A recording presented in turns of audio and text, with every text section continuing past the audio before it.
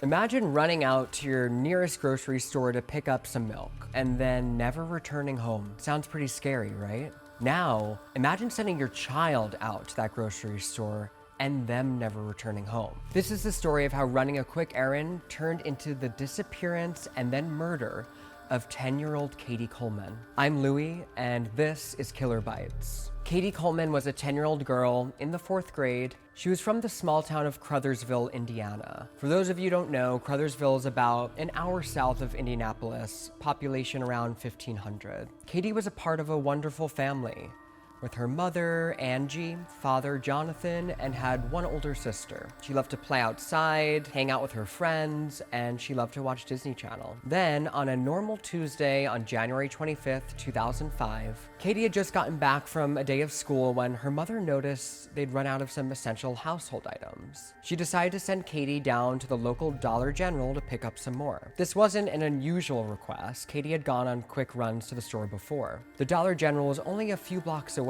so it was a pretty convenient and just a quick walk. But this simple, quick errand turns into a complete nightmare. Katie's mother is patiently waiting at home for Katie's return. About an hour goes by and there's still no sign of Katie. Her mother, Angie, begins to worry about her whereabouts. Her first thought, perhaps, Katie got caught up on the walk as some of her friends live on the route to the Dollar General. As the hour grew longer, her concerns grew stronger. Angie then decides to call Katie's father, Jonathan, and fill him in on the situation and express her concerns. She also asked if she had recently heard from Katie, but he said no, he hadn't heard from her. Angie hung up the phone and she went into full panic mode. She rushed out of the house and went down to the Dollar General to see if Katie was there, but Katie wasn't in the store. Angie went to talk to the cashier, and the cashier tells her that yes, Katie did indeed come to the store and make a purchase and then exited the store. Angie then went asking other shoppers and people close by in the area if they had seen her daughter.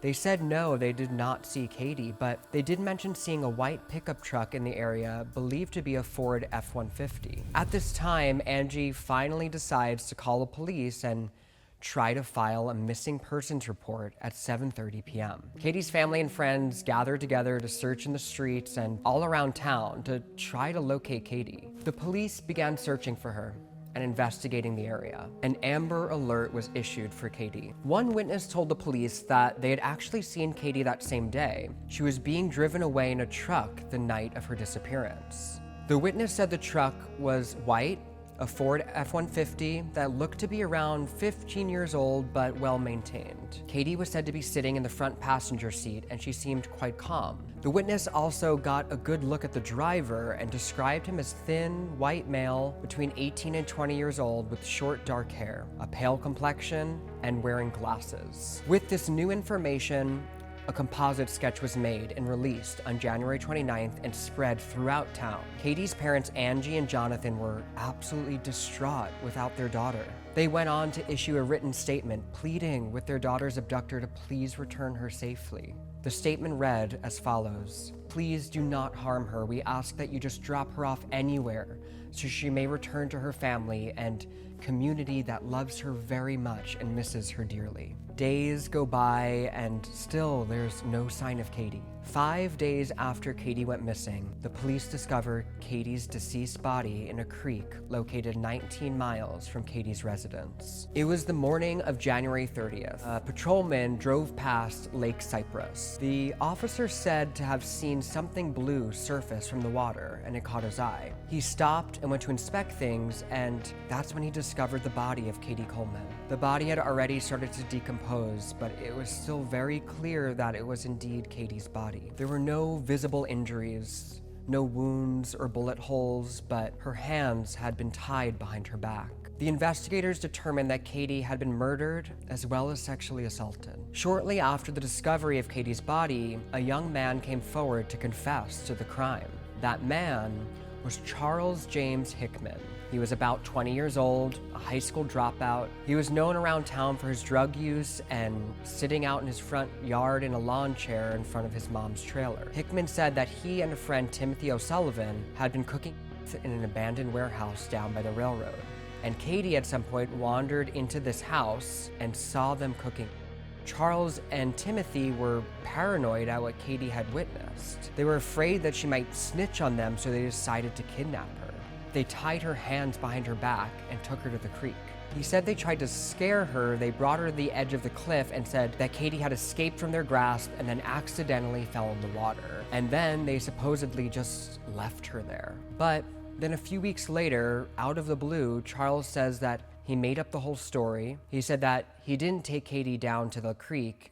He just made it all up. But they did end up charging him for possession of and for misleading the police. And then a few weeks after that, he was charged with molesting a young girl around 13. He's still a bad dude and he still went to jail, but this is not the guy we're looking for. We're looking for Katie Collman's killer. Now the police have to basically start the investigation all over again. They have to go back to the creek, start searching around the area for clues. They luckily found a cigarette butt near where they found Katie's body. Naturally, the authorities run a DNA test on the cigarette butt, and guess what? It's a match with the DNA that investigators found on Katie's body. It's important to note that this DNA evidence did not match Charles Hickman or Timothy O'Sullivan.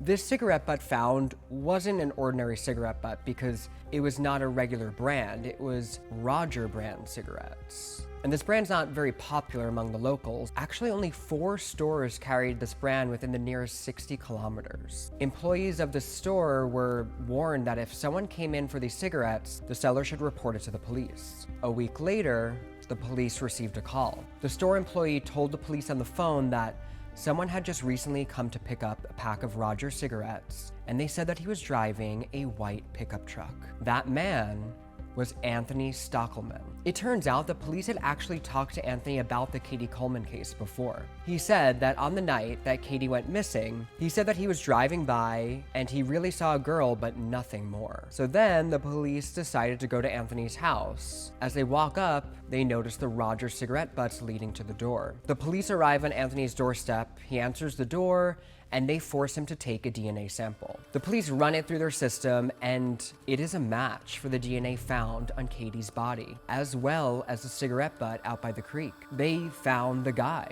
It turns out Anthony, although he didn't live in Crothersville, he was in town that day to help his mom move houses. The police go on to investigate Anthony's truck, his home. They find fibers on Katie's body that match to fibers inside Anthony's mother's home. So they've got a ton of evidence. The cigarette butt, his DNA on Katie, the fibers, the truck. They've definitely found the guy.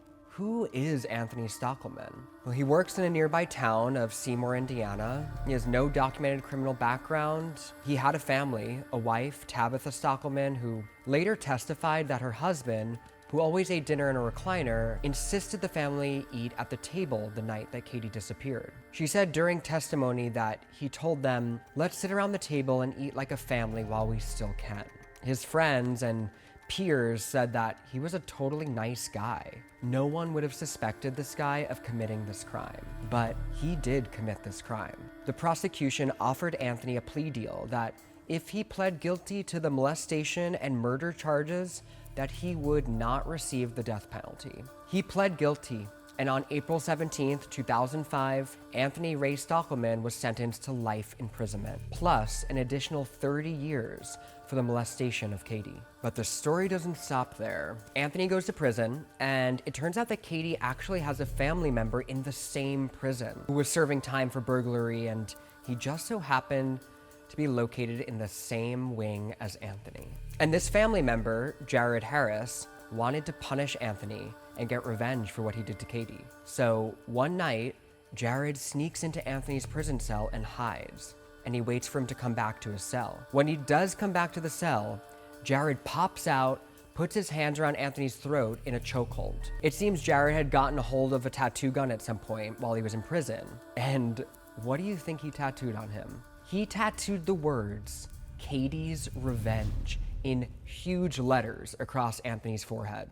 Obviously, the prison guards eventually saw this new tattoo and figured out that Jared had been the one to give him the tattoo. When they asked Jared about it, he admitted that he did it, and he had zero remorse for his actions. In response to the tattoo incident, they added an additional 7 years to Jared's already 20-year sentence. Also, 2 of the prison guards were later fired for taking pictures of the tattoo, making copies, and then releasing them to the media. And that's the whole story of Katie Collman. Why would those guys confess to a crime they didn't commit? Just because they're on drugs? Maybe? I don't know. It makes no sense at all. You know, either way, I'm really glad that the authorities eventually got the right guy. What do you think of the Katie Collman case? Let me know in the comments below. I'm Louie, and thanks for watching another episode of Killer Bites.